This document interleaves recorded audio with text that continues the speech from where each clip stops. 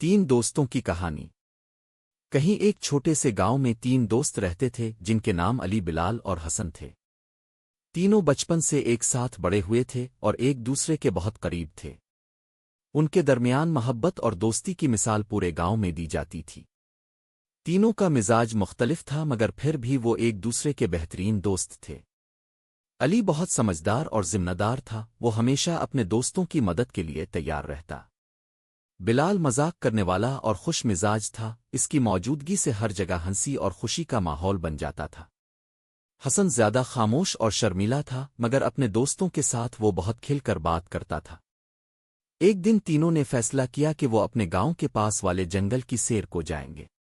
وہ صبح صبح تیار ہو کر جنگل کی طرف نکل پڑے۔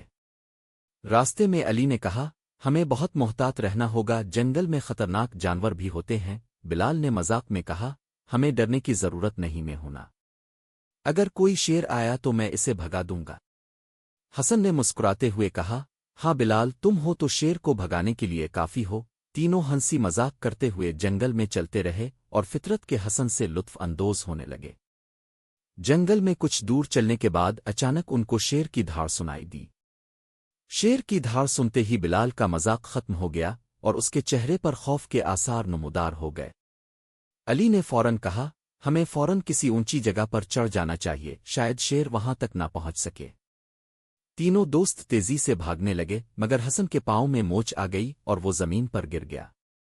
علی اور بلال نے اسے دیکھا تو دونوں رک گئے۔ بلال نے ڈرتے ہوئے کہا، ہمیں جلدی کرنی چاہیے، شیر یہاں آ سکتا ہے۔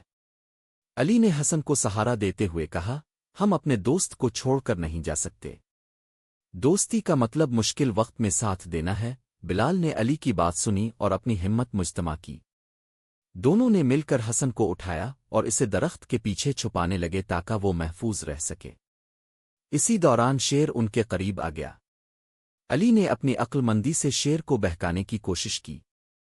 اس نے جنگل میں پڑے کچھ لکڑیوں اور پتھروں سے شور مچایا تاکہ شیر کو لگا کہ کوئی بڑا جانور ہے۔